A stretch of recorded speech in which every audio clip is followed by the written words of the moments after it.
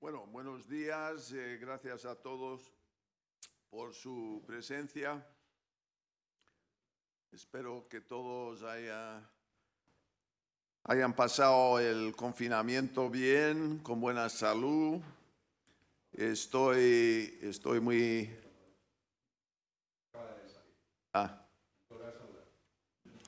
Buenos días a todos. Algunos están aquí presencialmente, otros, muchos en streaming. Espero que todos habéis pasado el confinamiento con buena salud y esta es la primera vez que salimos en una reunión presencial cumpliendo protocolos de seguridad. Hay unos cuantos periodistas aquí manteniendo distancia y con sus mascarillas puestas. Y luego en streaming tenéis la posibilidad de ver toda la presentación. Hay una nota de prensa y hay en la página web del Círculo también todo el informe, círculodeempresarios.org. Bueno, sobre todo agradecer la Asociación de Periodistas de Información Económica, APIE, por su colaboración hoy y también la Asociación de Prensa de Madrid, en cuyo edificio estamos, para poder utilizar este magnífico salón de actos. Bueno, en la mesa a mi izquierda, Jorge Zuloaga, secretario de la Junta Directiva de APIE y adjunto al director de El Confidencial. Y a mi derecha, Rafael Rilo, director general para España y Portugal de Boston Consulting Group. Les doy a ambos las gracias por estar aquí hoy y sobre todo a Rafael por la importante dedicación que ha hecho Boston Consulting Group a este libro que presentamos aquí, este estudio de transformación del modelo productivo español, que es lo que vamos a presentar. Bueno, me hace mucha ilusión trabajar con Boston Consulting Group porque yo empecé en la oficina de San Francisco. Mi primer empleo después del MBA fue justamente como consultor del Boston Consulting Group, o sea que es la mejor consultoría del mundo sin ninguna duda, Rafael. Sin ninguna duda. Aunque tenemos 8 consultorías en el círculo y tengo que hablar con cuidado. También agradecer los 15 primeros ejecutivos de las empresas más grandes españolas en todos los sectores importantes de la economía que han participado de forma anónima en este estudio. Ellos han dado sus análisis, sus reflexiones directamente a los consultores de Boston Consulting. Y ese estudio también tiene la aportación del Círculo de Empresarios, donde yo he liderado un pequeño grupo de trabajo con los economistas del Círculo, con el secretario general del Círculo. O sea que es un equipo compacto que ha diseñado esto, pero hemos tenido el input de 15 altos directivos que de forma anónima han expresado sus opiniones sobre lo que necesita España cara al futuro. A diferencia de otros estudios, el nuestro empieza mirando qué va a ser la situación global en el futuro y luego qué falta, o sea que trabajamos a la inversa de muchos. Primero miramos el futuro, situación global, luego miramos la situación europea, luego miramos España dentro de la situación europea cara al futuro y luego diseñamos la transformación necesaria de la economía española. Eso es un poco el procedimiento.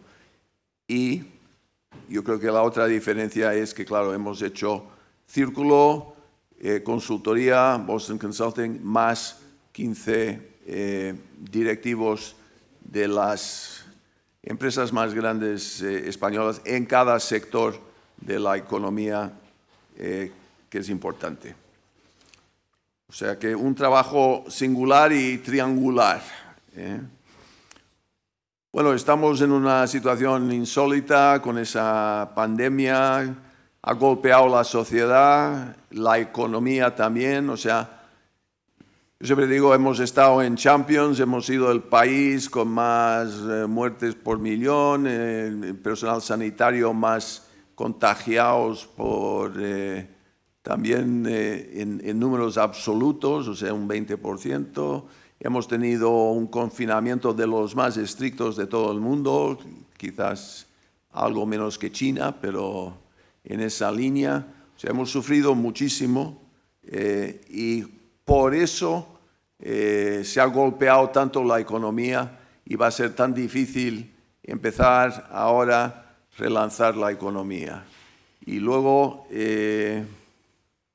durante estos meses, el círculo no ha estado descansando, hemos entrado de lleno en el debate político, hemos llamado la atención, bueno, hemos puesto como 6 tomas de posición en distintas cosas, propuestas fiscales para acelerar la reactivación económica, no rebajas de IVA hemos sugerido para el segundo semestre de este año, porque cuando paras la máquina, o sea, ponerla en marcha otra vez cuesta bastante y lo vemos ahora mismo en las tiendas con unas rebajas desconocidas en porcentaje para casi todos los españoles. Lo prioritario obviamente es garantizar la seguridad sanitaria para todos los ciudadanos, pero al mismo tiempo tenemos que mantener la actividad económica, porque si no la caída va a ser peor, o sea, la cura va a ser peor que la enfermedad, ¿no?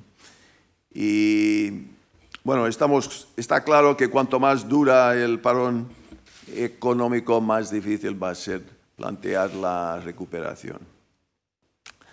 Calculamos en este momento unos 150.000 empresas que han caído y en septiembre me parece que van a caer bastantes más, porque hablando con empresarios, hay muchos que están terminando trabajos que fueron encargados en enero y febrero. Y cuando terminan esos trabajos o pedidos en algunas empresas más industriales son pedidos de enero y febrero. Y cuando terminan de completar esos pedidos o esos trabajos, ya en otoño vamos a ver muchas más empresas quebradas, ¿no? Es una situación lamentable. Se ha salvado puestos temporalmente con los ERTEs, pero el ERTE mismo te lo dice, es temporal, ¿no? Y bueno, hoy tenemos la noticia. Durante el último año hemos estado trabajando para bajar el paro por debajo de 3 millones, no lo hemos conseguido y ahora mismo, claro, está justo debajo de 4 millones, en 3,9 millones con la información que salió esta mañana, ¿no? Bueno, entre nuestras propuestas hemos insistido en facilitar las cosas entre 3 sectores: turismo, automoción, construcción vivienda, ¿no? Construcción inmobiliaria. Eso, si se puede relanzar esos 3 sectores, tienen un efecto de arrastre sobre el resto de la economía. La economía está muy dependiente de esos 3 sectores. Si cae una de las 3, estamos en una situación bastante problemática y justo la que más ha caído es la de turismo, ¿no? Y ver el telediario en la T4 del aeropuerto de Adolfo Suárez Barajas, ver el T4 totalmente vacío en el día 1 de julio es para para temblar si estás en el sector turismo, ¿no? Bueno, y la semana pasada preparamos el documento de acceso a la vivienda, que es otro problema porque los jóvenes con los alquileres altos y los precios de la vivienda que tenemos ahora mismo con el tema de los ERTEs, con el tema del paro, se dificulta mucho el acceso a una vivienda, sobre todo eso es un problema sobre todo en las ciudades grandes, ¿no? Y entonces, combinado con todos estos factores que, claro, ha sido global el ataque del virus, hay como 180 países afectados, pero aparte de esto y aparte de la ineptitud de nuestro gobierno en el manejo del virus y la pandemia, estamos condenados ahora mismo a un gobierno de coalición que también necesita apoyos de separatistas, independentistas, o sea, tenemos una situación bastante difícil. Hubiese sido difícil con un gobierno con mayoría absoluta, pero con ese gobierno fragmentado que tenemos, que no tiene una hoja de ruta clara, va a ser más difícil aún la recuperación y la transformación que estamos sugiriendo. Por eso el Círculo siempre en situaciones complicadas en sus 43 años ha salido con propuestas y soluciones. Y esto es lo que ofrecemos aquí hoy. Porque la empresa privada realmente es la que tiene que sacar este país del hoyo. Y hemos visto muchas que se han adaptado a las circunstancias, empresas de automoción que en pocas semanas han empezado a fabricar respiradores, otras batas, otras mascarillas. Hemos visto un hospital de campaña aquí en el IFEMA de Madrid, donde han hecho una tubería de oxígeno magnífico bajo tierra con una empresa de infraestructuras españolas. O sea, las empresas realmente yo creo que han estado a la altura y son la clave del futuro inmediato de la economía española. En la página web del Círculo podréis ver toda la lista de las empresas del Círculo que han ayudado contra el COVID-19, ¿no?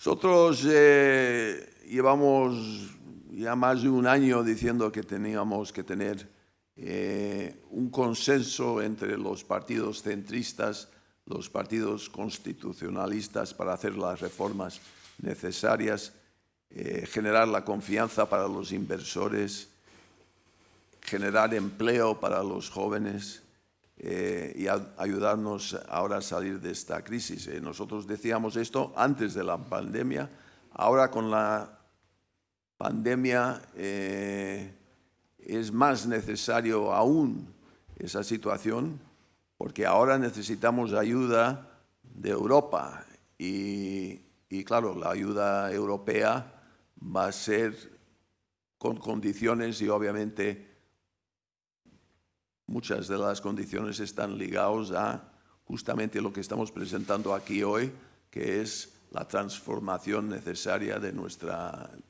economía.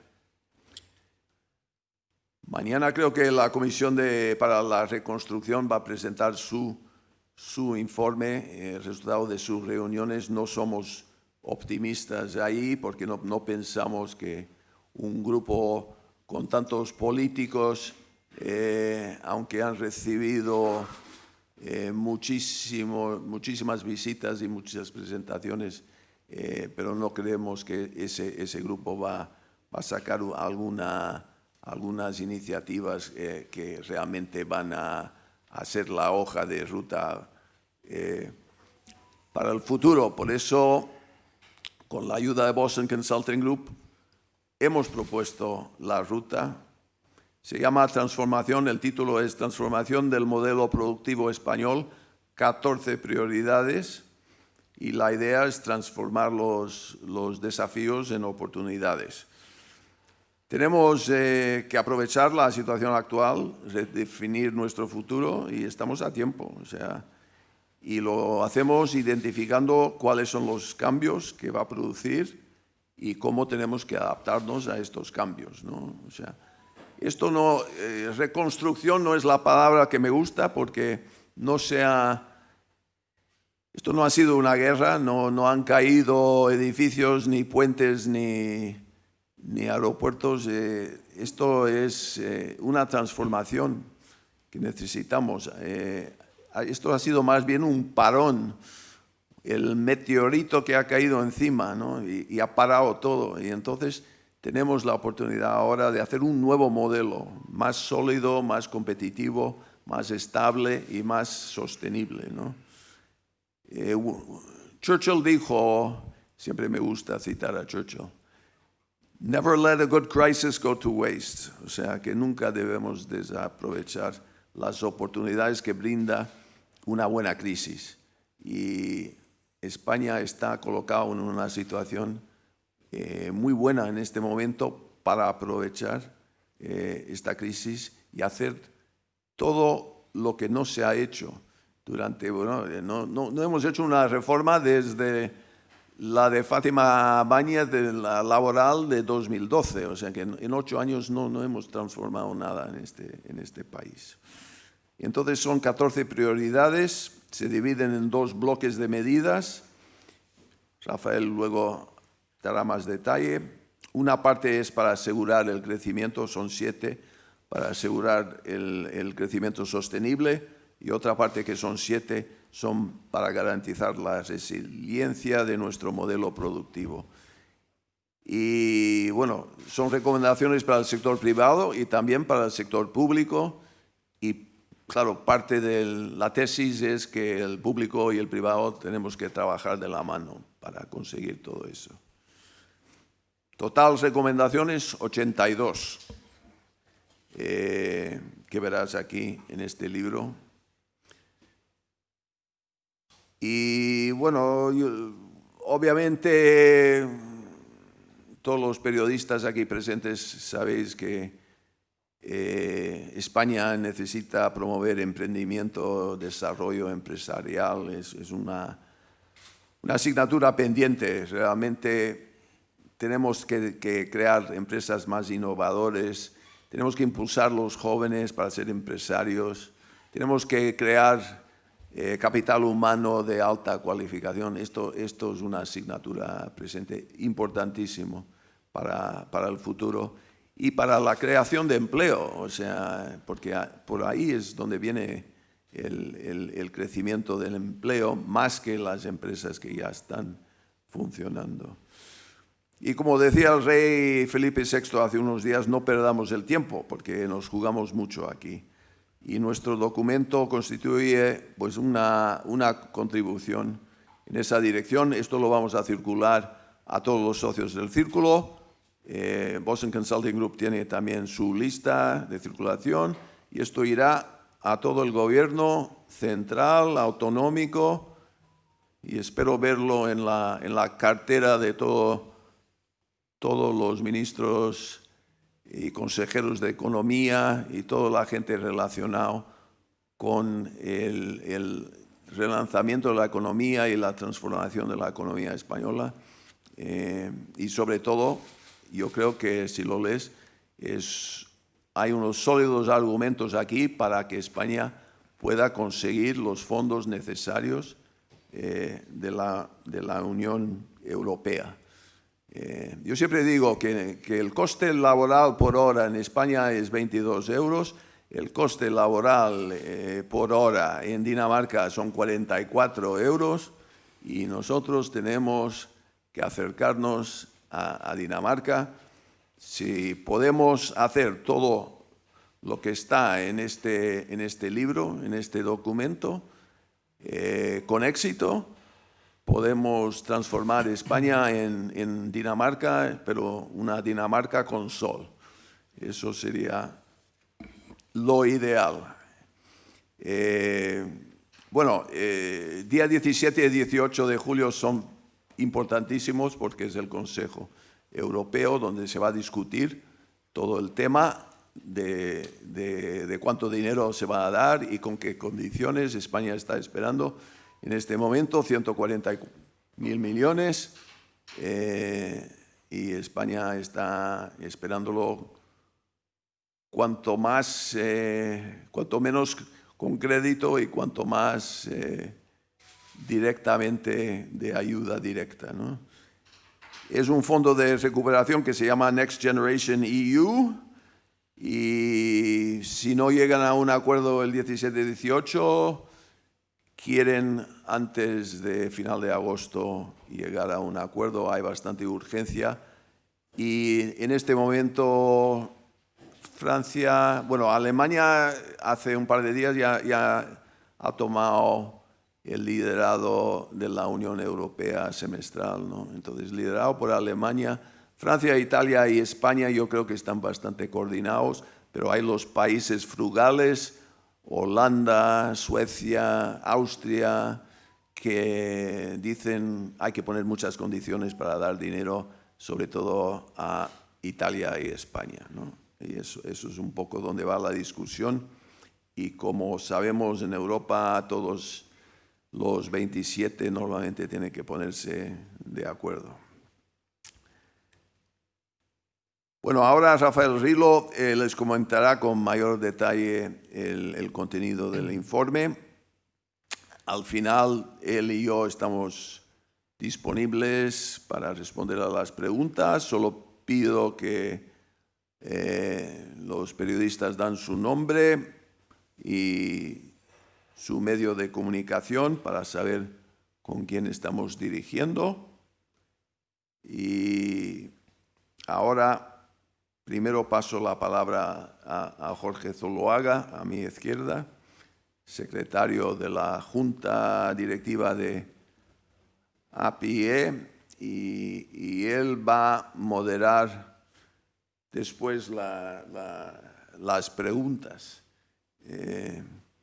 que se podrá presentar de forma presencial o en Zoom, en el apartado ahí, preguntas-respuestas, no por favor por chat, que eso nosotros siempre queremos en el apartado en la derecha y abajo, preguntas y respuestas, y entonces vamos a responder a preguntas de los periodistas que están en la sala y también de los que quieren a través del sistema de Zoom.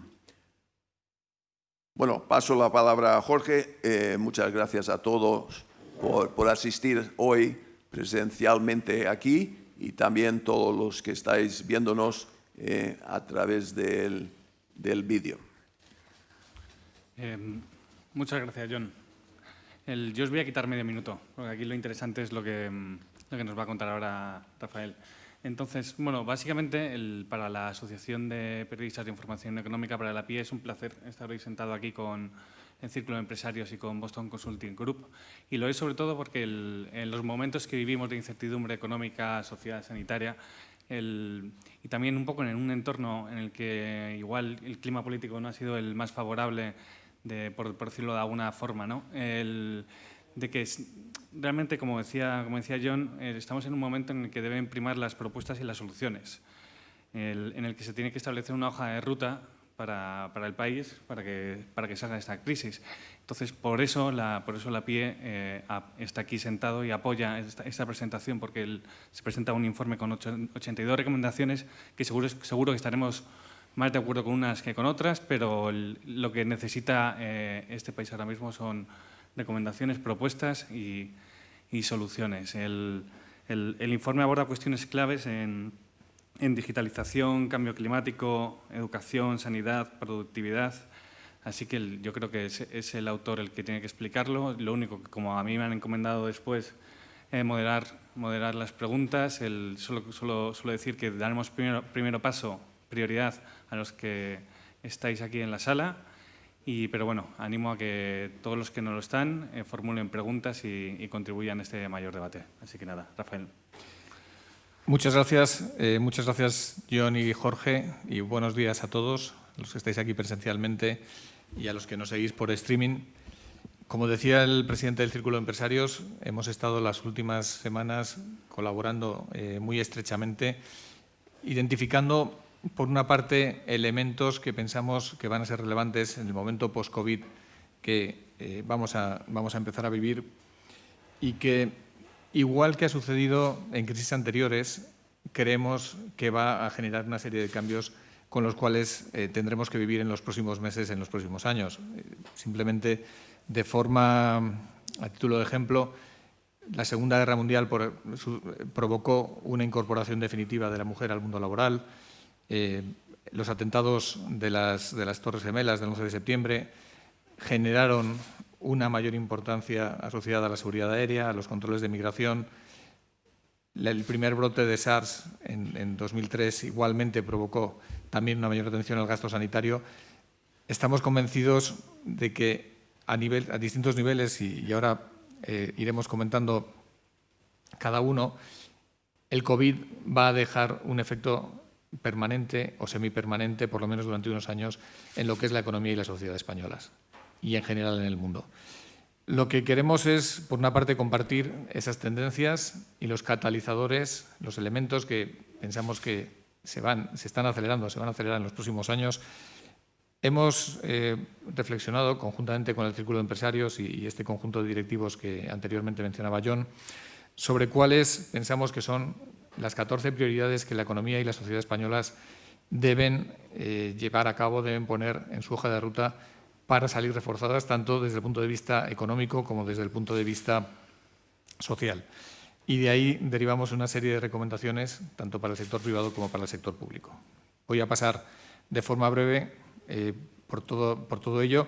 En el informe tienen de manera más detallada cada una de estas ideas.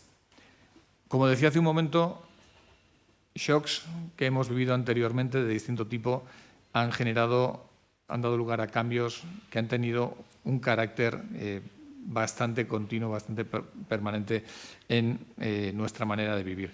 En el caso concreto del COVID, es evidente que la atención a la salud y al bienestar va a pasar a tener una prioridad máxima. Antes decía que SARS ya generó cambios en el comportamiento, sobre todo de los países que se vieron más afectados en su momento, países asiáticos. China, por ejemplo, multiplicó por 4 su gasto sanitario per cápita como consecuencia de aquel brote. Singapur lo multiplicó por 2 y creció, de hecho, en 5 puntos porcentuales el peso del gasto sanitario sobre el gasto público total en el caso de Singapur.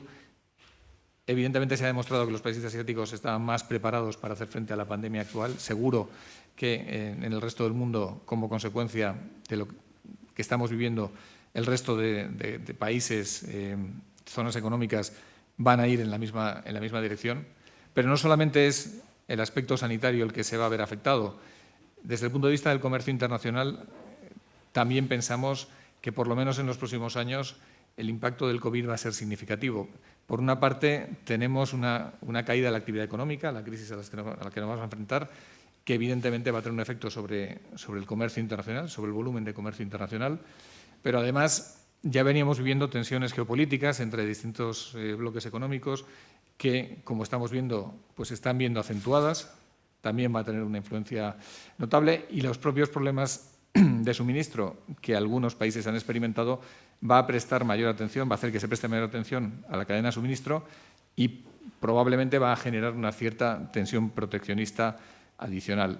Con todo ello, lo que creemos es que en los próximos años el volumen de comercio internacional, que en el año 2019 se situaba en 16 billones de euros, billones españoles, es decir, que era equivalente pues, a 13 o 14 veces el PIB de España, va a experimentar una caída que puede moverse en un rango de entre el 10 y el 30%, especialmente afectando al corredor de comercio entre Estados Unidos y China, que creemos que es el que más afectado se va a ver. Bueno, este elemento es un elemento importante.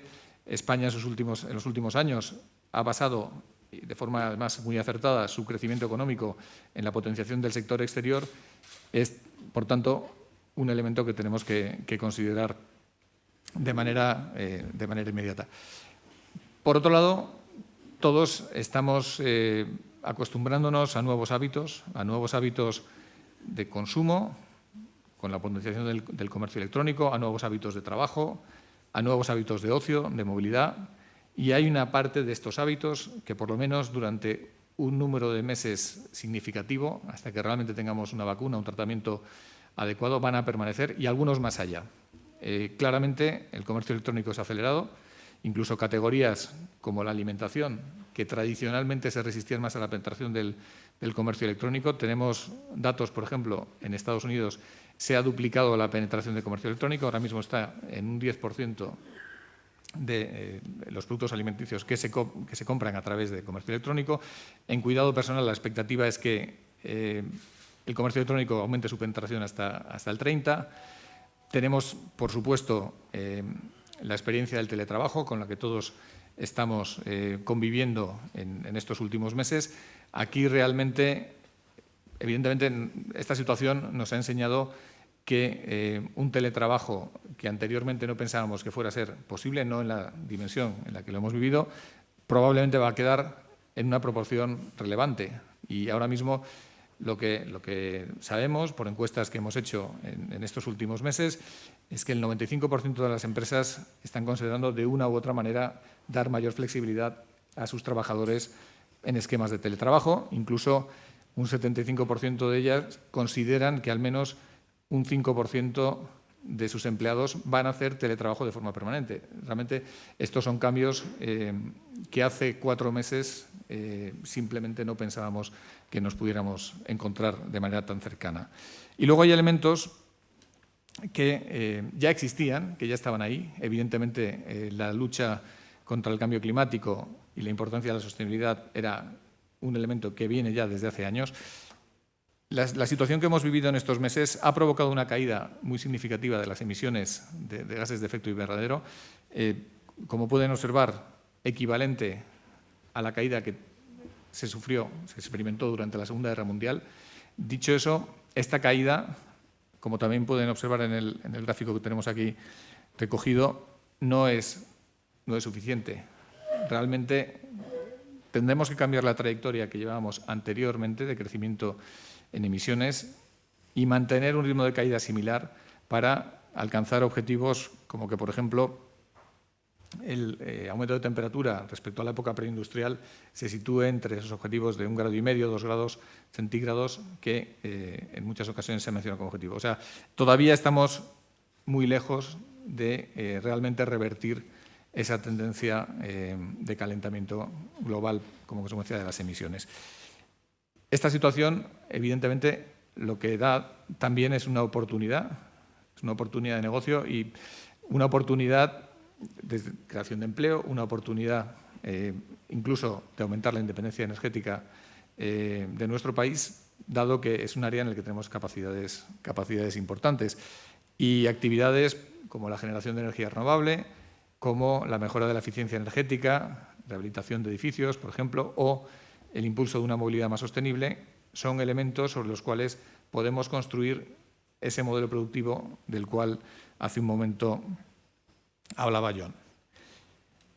Por otra parte, hay una serie de elementos, catalizadores, habilitadores, que ya estaban previamente y que nos han permitido, en cierta medida, dar una respuesta más eficaz a la situación que hemos vivido. Claramente, todo el proceso de transformación digital se ha acelerado de forma muy importante. Hay nuevas tecnologías sobre las cuales podemos servirnos para, de nuevo, ser más productivos, hacer frente a esta situación. Y, por supuesto, también todo el desarrollo de la inteligencia artificial, que ya se venía realizando, de nuevo, es un elemento sobre el que construir ese futuro, ¿no? Ahora mismo, más del 80% de las empresas en los últimos meses indican que van a acelerar su proceso de transformación digital. Claramente va a ser un elemento muy importante que va a estar ahí.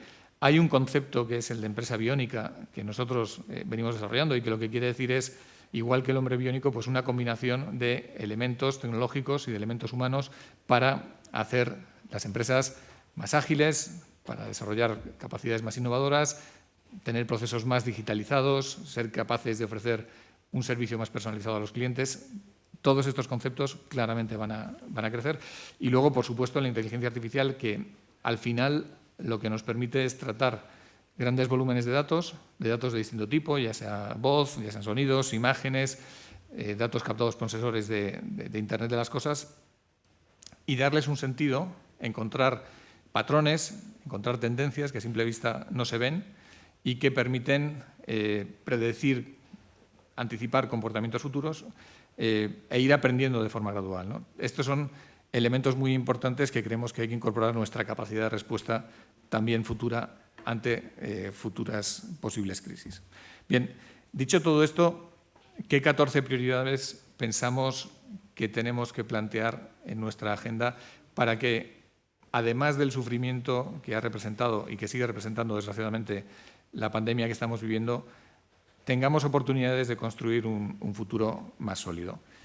Como decía el presidente del Círculo de Empresario, las hemos agrupado en 7 prioridades que creemos que pueden ayudar a impulsar el crecimiento sostenible y la competitividad de nuestro modelo productivo, y 7 prioridades que están más orientadas a asegurar la resiliencia ante posibles shocks futuros que seguramente, con certeza absoluta, van a seguir llegando. Entre las primeras, creemos que es muy importante continuar favoreciendo la innovación, el emprendimiento y el aumento de tamaño de nuestras empresas.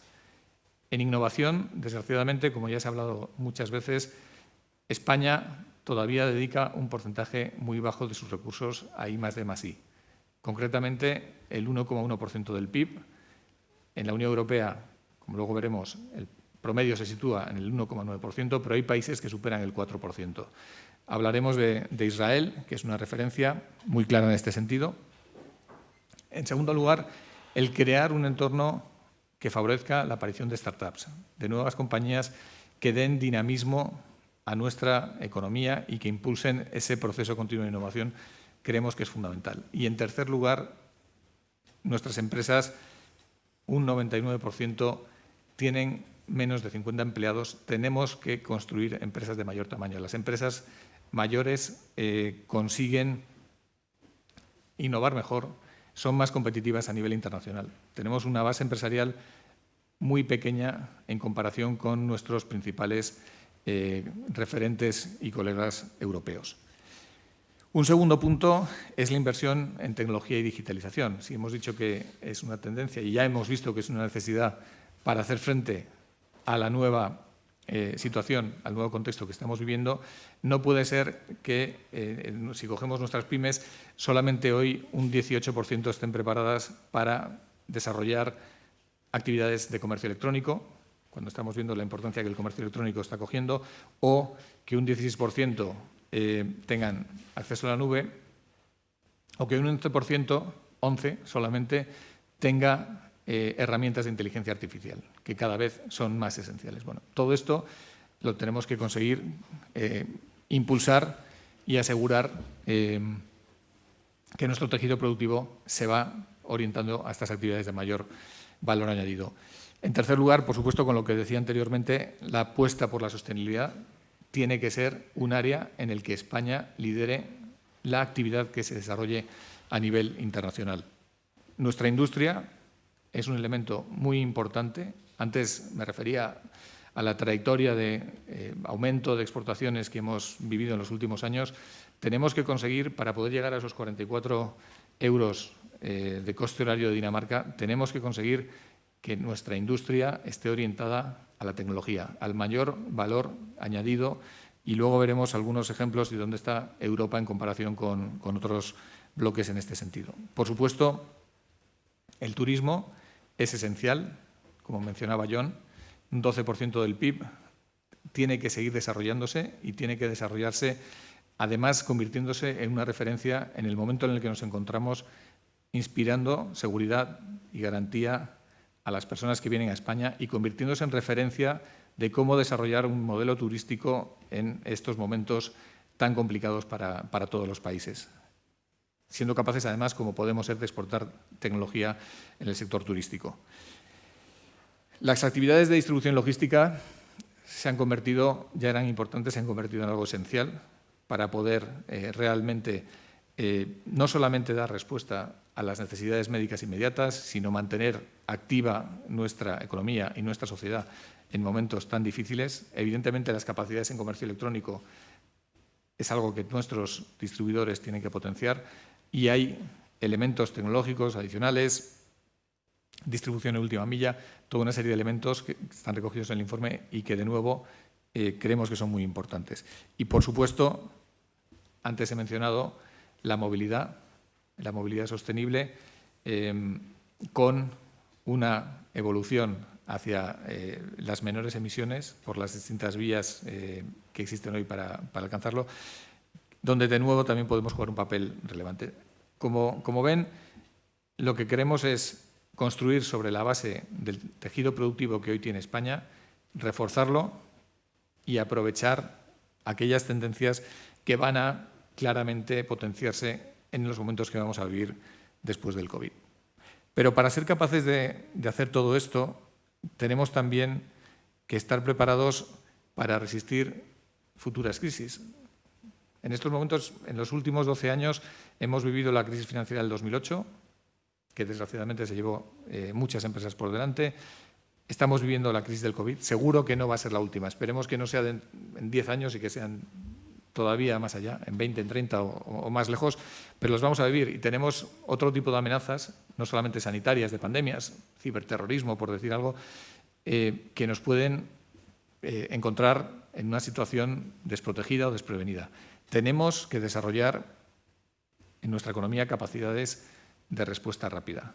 Y eso lo que implica es tener planes de contingencia y tener una solidez de partida mayor que la que teníamos en el momento en que llegó la pandemia y que ahora comentaremos. Necesitamos reforzar nuestras capacidades en salud y sanidad. Claramente, desde el punto de vista de infraestructuras, claramente desde el punto de vista de capacidades logísticas, disponiendo de almacenes estratégicos de productos clave, como ya se está empezando a trabajar, y asegurando una colaboración eficaz entre el sector público y el sector privado. Nuestro sistema educativo también tiene que estar preparado para estas situaciones. Hoy todos tenemos en mente el trabajo online, a distancia, que en muchos colegios y universidades se ha llevado a cabo. Sin embargo, con datos del Ministerio de Educación, aproximadamente entre 40 y 50% de los colegios están preparados para ofrecer ese tipo de enseñanza virtual, tanto en colegios públicos como privados. Todavía hay un porcentaje alto que no disponen de esas capacidades. Sigue habiendo un porcentaje significativo de escolares, dependiendo de la fuente, pues se sitúa entre el 9% o llega incluso a valores del 20%, que no disponen de ordenador. En torno al 10% no disponen de acceso a Internet. Sin esas capacidades, hacer frente de nuevo a los esquemas que tenemos que vivir en los próximos meses es muy complicado. Muy importante, creemos que es mantener una posición de endeudamiento saneada. Si algo nos enseñó la crisis del 2008 es que precisamente aquellas empresas que se encontraban en una situación financiera más débil fueron las que sufrieron y cayeron en aquellos momentos. Hoy, la crisis que estamos viviendo refuerza ese mensaje y lo refuerza no solamente para el sector privado, sino para el sector público. Necesitamos tener unas finanzas saneadas de manera que ante shocks, que seguro que van a llegar, tengamos capacidad de respuesta y podamos aumentar el gasto si es necesario y sin sufrir por ello consecuencias que se puedan prolongar durante años. Este es un elemento que creemos que debería formar parte de la agenda pública y que es muy, muy importante. Nuestras cadenas de suministro, como antes comentaba, las tenemos que reforzar. Existen distintas vías para hacerlo. Claramente dotarnos de capacidades de producción de ciertos productos que sean especialmente estratégicos, colaborar a nivel de la Unión Europea, como también hay algunas iniciativas que se están poniendo en marcha, y tener nuestras propias capacidades de almacenamiento. Muy importante, este elemento ya lo era antes, lo sigue siendo tras la pandemia y lo seguirá siendo en el futuro, es tener un entorno regulatorio estable, armonizado para el conjunto de España y que garantice la seguridad jurídica, que inspire confianza y seguridad a los inversores. Y por último, ante situaciones tan complejas, lo que creemos es que es necesario la aportación de todos. Hacer frente a esta pandemia pues es una situación con la que nadie se había enfrentado, los países asiáticos sí, previamente. Necesitamos que el sector público y el sector privado colaboren y pongan de su parte tanto en capacidades de respuesta, en actuaciones, financiación de infraestructuras que puedan ser necesarias y distintos elementos de actuación para realmente salir airosos de una crisis tan dura como la que se está viviendo. Voy a pasar brevemente por algunos detalles que les he ido comentando. Están recogidos, como decía, de forma extensa en el informe y no quiero tampoco extenderme, pero, de nuevo, el impulso de inversión en I+D+I, fundamental. Aquí tienen la comparativa con una serie de economías de referencia. Antes mencionaba Israel, Suecia también tiene un porcentaje muy relevante de I+D sobre PIB. Los últimos 10 años, desgraciadamente, en España, como consecuencia de la crisis, han sido, en ese sentido, terreno perdido. Pueden ver cómo hemos perdido, de hecho, peso de inversión sobre PIB desde el año 2008 en I+D+I. Un segundo elemento, como decía, muy importante es el crear un entorno en el que se favorezca la creación de empresas, la aparición de startups. Según el informe del Banco Mundial, en creación de empresas estamos en el ranking 97 del mundo en cuanto a facilidad para la creación de empresas. Desde el punto de vista de hacer negocios estamos en el número 30, en creación de empresas estamos en el 97. Aquí, como pueden ver, se tarda 12 días y medio en llevar a cabo todos los trámites, los 7 procedimientos necesarios para crear una empresa, mientras que la mejor referencia, que es Nueva Zelanda, con un trámite de mediodía está resuelto. Esto lo tenemos que abordar. Es fundamental para nuestro futuro. Igualmente, la productividad es un elemento crítico. Hemos resaltado solamente este dato. Desgraciadamente, en España, en el gráfico de la izquierda, pueden ver cómo la productividad mejora en los momentos de crisis y mejora porque se destruye empleo. Caso contrario a lo que sucede en la Unión Europea, la productividad es cíclica, es un elemento que mejora año tras año y que ayuda a que la economía en su conjunto crezca. Tenemos que conseguir ser más productivos, introducir herramientas, como antes mencionábamos, de digitalización, asegurar que sectores que pesan mucho en nuestra economía, como el sector servicios, va mejorando de forma continua su productividad. Y cuando hablamos de servicios nos estamos refiriendo no solamente a lo que todos conocemos como servicios profesionales, servicios turísticos, hostelería, sino a otros, como son la sanidad, como es la educación y como es la propia actividad de las administraciones públicas. En todos ellos tenemos que poner énfasis en los próximos años. Decía antes que existen múltiples oportunidades para impulsar la economía y proteger el clima de forma simultánea. Antes he mencionado oportunidades relacionadas con las energías renovables, con la reducción de la huella de carbono en edificios, la rehabilitación con criterios ambientales de nuestro parque de edificios es un elemento muy importante, la propia eficiencia industrial, y existen muchos otros elementos sobre los cuales se pueden trabajar y podemos, de nuevo, como decía antes, convertirnos en referencias a nivel internacional. Donde no somos referencia, ni nosotros ni Europa, desgraciadamente, es en el ámbito tecnológico. Aquí hemos recogido el valor de mercado de las 100 principales plataformas en el mundo y ya se puede observar cómo realmente entre América y Asia concentran el 95% de ese valor de mercado. No es consuelo que tengamos el mismo problema que tiene Europa, pero tenemos que poner los medios para resolverlo. Tenemos que, como decía antes, potenciar la creación de empresas, invertir en I+D+I y facilitar ese impulso en actividades tecnológicas que nos permitan ir a una industria de mayor valor añadido. Hablando de industria, John ha mencionado también el automóvil. Claramente el automóvil con un 10% de contribución al PIB, con un 9% de la población activa, con casi un 20% de nuestras exportaciones o un 15% de la recaudación de los ingresos tributarios, es una actividad a la que tenemos que dar preferencia clara. Y, de hecho, el Gobierno ya en el plan de automóvil que ha presentado así lo indica. Claramente, tenemos que promover la renovación del parque a vehículos más eficientes, eléctricos y también no eléctricos, pero vehículos más eficientes, con menor consumo, como ya se están produciendo hoy.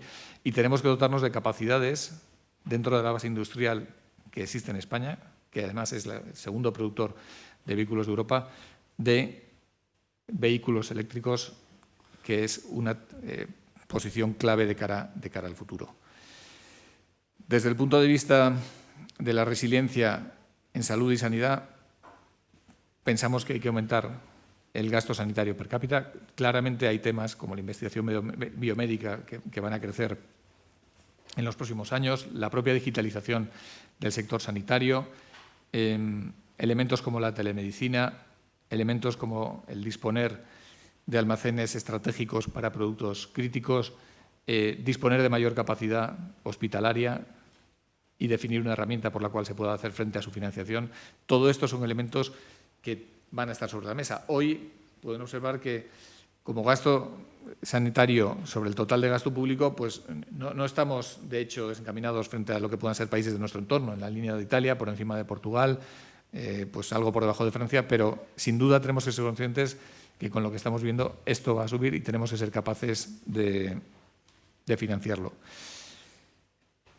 Y hablando de financiación, como antes comentaba, la deuda pública, en el caso de España, en los últimos años no hemos sido capaces de tenerla bajo control. Estamos en un nivel muy alto, necesitamos una política de consolidación fiscal. Sabemos que a corto plazo el gasto público va a aumentar, nadie cuestiona su necesidad, es fundamental hacer frente a la emergencia que estamos viviendo, pero en un medio plazo no muy lejano tenemos que dar indicaciones de que de nuevo el gasto público lo tenemos bajo control.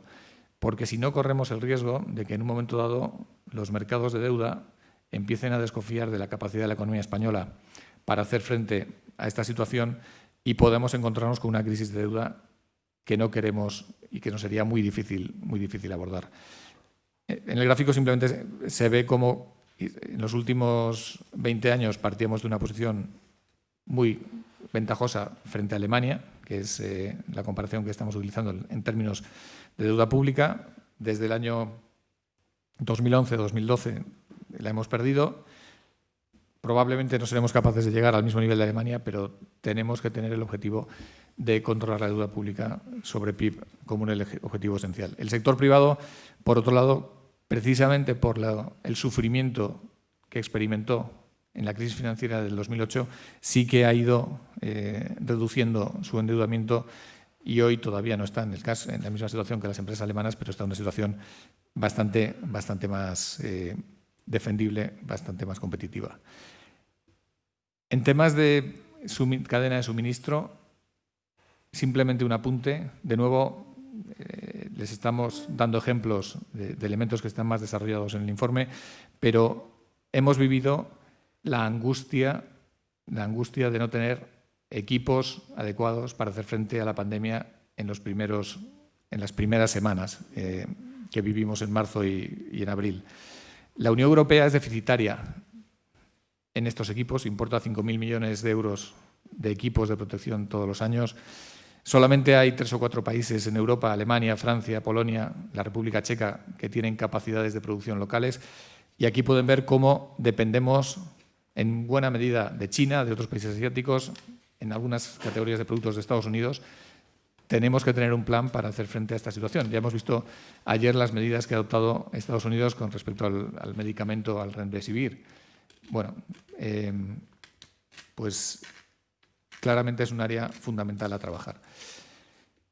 Y finalmente, decíamos, el entorno regulatorio es esencial. Esta es una encuesta que realizó el IES hace unos meses, donde se valoran cuáles son los elementos más importantes para atraer inversión extranjera. Como pueden observar, el marco fiscal de las empresas es el número 1. Antes decía consolidación fiscal. No podemos resolver la situación subiendo impuestos a las empresas porque entonces estaremos desincentivando la actividad económica. Tenemos que tener una estrategia de control del gasto a medio plazo. En segundo lugar, la flexibilidad del mercado laboral. No podemos hacer cambios inesperados ni radicales en las normas laborales porque afectan directamente a decisiones de inversión. Y probablemente, como todos sabemos, la figura del ERTE, introducida en 2012, nos ha permitido no disparar todavía más la cifra de paro como hemos vivido durante estas semanas. Y luego, por supuesto, otra serie de cargas administrativas. No me quiero extender más. Simplemente decirles que tanto para el sector privado como para el sector público tenemos una serie de recomendaciones que están recogidas en el informe. Dado que vamos un poco pasados, creo, de hora, no voy a pasar ahora por todas ellas. Imperativo del sector privado, mejorar la productividad, sin ninguna duda.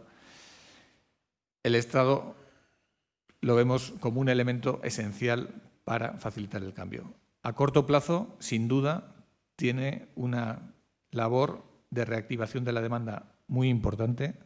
Ya está llevando a cabo planes en esa dirección, como decíamos, en tema de automoción, vivienda, turismo y otra serie de sectores críticos. Pero más allá de esa labor de reactivación, es fundamental que el sector público sea capaz de anticipar, de estar preparado para futuras crisis, de elaborar planes de contingencia que permitan dar respuesta anticipadamente, o por lo menos muy rápida, a lo que podemos vivir. No podemos encontrarnos con un nuevo parón total de la economía. Sería una situación realmente desastrosa, por este motivo o por otros.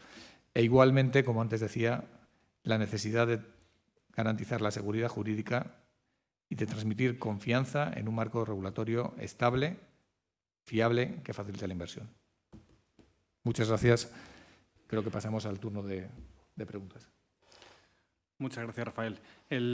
Pues sí, pasamos al turno de preguntas. Solo recordar nombre y medio, que sea que se identifique quien vaya a realizar una pregunta. Primero, si hay alguien aquí que quiere abrir la veda. Y después, simplemente para los que lo hagan de forma telemática, recordar que el sistema, que es a través del streaming que está abierto, hay un chat ahí habilitado en el cual pueden ir formulando sus preguntas. Así que las preguntas telemáticas las formulará Vicente, de la PIE. Y si no hay preguntas aquí, pasamos directamente. Sí. Buenos días, soy Pedro González, de Atalayar, entre dos orillas. La pregunta es respecto de la recomendación de, bueno, pues en la situación actual, favorecer el entorno de la empresa y, naturalmente, no subir los impuestos para ahogar precisamente esa iniciativa privada. ¿Ustedes creen que esto es factible con el actual gobierno de coalición social-comunista que tenemos?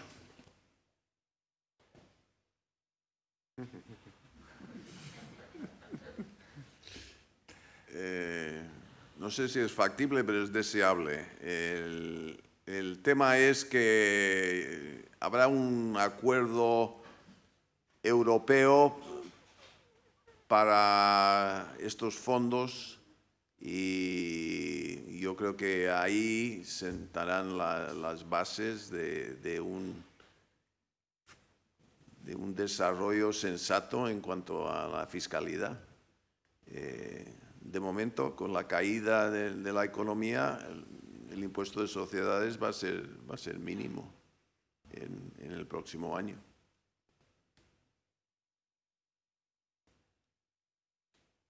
España le critican mucho porque el impuesto de sociedades dicen que está por debajo de la media europea, pero cuando sumas el impuesto de sociedades española y los gastos sociales, el cargo social de los empleados, está España por encima de la media.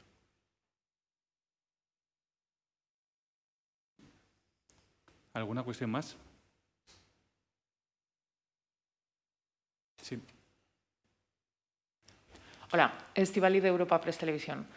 Yo quería preguntarles sobre las medidas que ya han avanzado en el acuerdo al que se está llegando entre patronal, sindicatos y Gobierno. Un poco qué opinan sobre todo de las que van relacionadas con el empleo y si serían paralelas un poco a este modelo productivo que presentan. Gracias. Creo que nosotros estamos a favor de todo lo que es escuchar a los empresarios y sí que en estas reuniones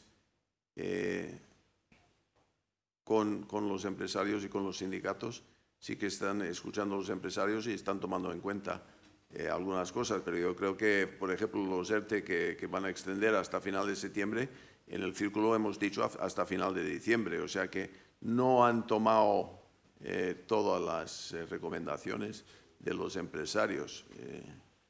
Eso todavía está por ver. Pero me alegro que por fin, por lo menos, están escuchando los empresarios, porque esto ha sido un gobierno que ha ido por libre, sin darse cuenta de la opinión de los empresarios e incluso descalificando empresarios, diciendo que los agricultores tenían esclavos en el campo y diciendo que el turismo era de muy baja productividad y no interesante para el país y cosas de esas, ¿no? Entonces, por lo menos ahora parece ser que los empresarios están tomándolos en cuenta, pero no con todo lo que estamos recomendando en este documento. ¿Alguna cuestión más en la sala? Vicente, ¿quieres? Sí, vamos a ver, por orden de llegada, un momento. En primer lugar, a ver, Gustavo Matías, profesor de la UAM, pregunta de las 82 recomendaciones del informe, ¿cuántas superarían los intereses e ideas que favorecen la obsolescencia de capitales humanos, financieros y físicos? ¿Puede repetir la pregunta, por favor? Sí, de las 82 recomendaciones, ¿cuántas superarían los intereses e ideas que favorecen la obsolescencia de capitales humanos, financieros y físicos? Pues yo diría que todas están orientadas a ir más allá de esa obsolescencia a la que se refiere el profesor. Precisamente lo que estamos buscando es, muchas de ellas están orientadas a la capacitación, tanto de los equipos humanos como de los medios tecnológicos de que disponen las empresas y las administraciones públicas, y a la educación en particular. Precisamente por eso le damos una importancia muy relevante en este estudio. Bien, en el caso de que contestaran a esta, Gustavo Matías tenía una repregunta, que es, hace un año 190 multinacionales de Estados Unidos de la Business Roundtable cambiaron su prioridad de la propiedad al conjunto de stakeholders como otros 5 grandes grupos similares. ¿Qué han hecho o harán efectivo al respecto los empresarios españoles?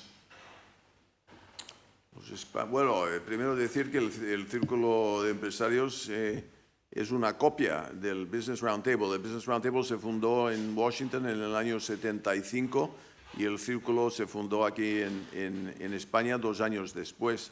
Estamos muy alineados con sus ideas. Ellos son más lobby, nosotros somos más centro de pensamiento, pero efectivamente pensamos que en Europa, y sobre todo hay mucho ejemplo en España, las empresas han ido pensando mucho más en sus trabajadores, la sociedad alrededor, su comunidad, sus proveedores, y que no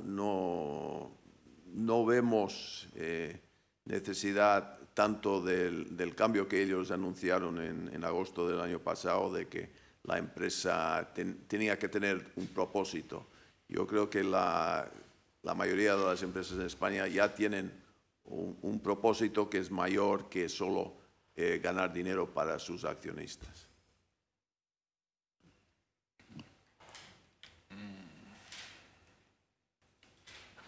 Mario Talavera, de Dirigentes Digital, pregunta: ¿cuáles son los gastos públicos superfluos que pueden ayudar a reducir el déficit y la deuda a largo plazo? José Luis Escrivá, cuando estaba en el AIREF, decía había 14.000 millones en subvenciones que nadie sabía si la subvención estaba dando algún resultado. Había 6.500 millones en ayuda para personas en el paro, que tampoco estaba dando ningún resultado. O sea, la suma de esos dos son 20.500, y estaban mirando, cuando él salió al Ministerio de Seguridad Social, estaban mirando las deducciones en el IRPF, donde hay una bolsa de 60.000 millones que tienen que estudiar más a fondo. O sea que hay muchísimo dinero que no está controlado y que obviamente yo creo que el gobierno puede gastar, gobierno central y gobierno autonómico, porque claro, mucho del gasto, educación y sanidad, está transferido a las autonomías. Hay muchísimo gasto que no está controlado del todo, y estamos convencidos en el círculo que se puede gastar menos y mejor.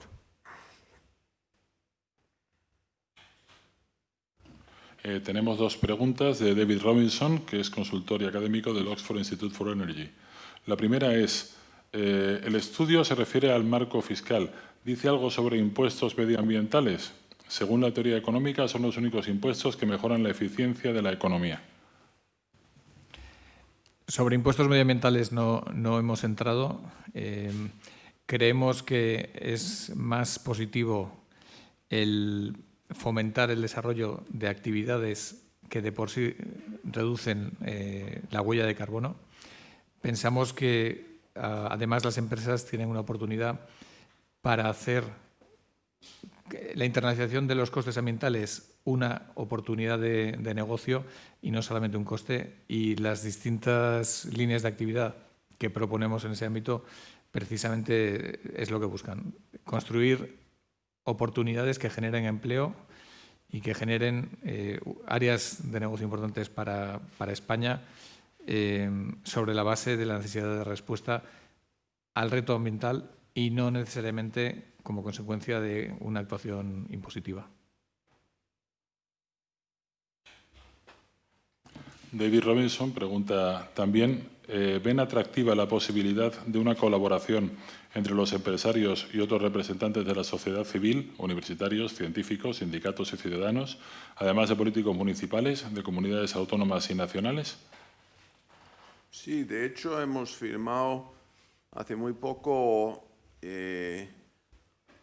una carta de la Fundación Joan Boscà de Barcelona, que firmaron 70 distintos grupos, fundaciones, centros de pensamiento como nosotros, diversas tendencias políticas, todos con la idea de que la sociedad civil tiene que ser escuchada en este momento y que tendríamos que ir a un gobierno más de centro y claro, como esto sale de Cataluña, también un gobierno obviamente más unificador en cuanto a lo que es el país. Y tenemos una última pregunta, de momento, también de David Robinson, que, referido al informe, creo, pregunta si este informe no es solo presentar una visión de los empresarios, sino también ganar apoyo para una visión compartida de la sociedad, para luego presentar esta visión a los partidos políticos.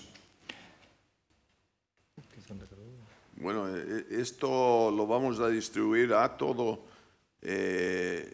los políticos que tienen algún poder en decisiones económicas, y eso, como dije al principio, en el Gobierno central y en las consejerías de economía de las 17 autonomías. Este documento se va a circular a bastantes políticos.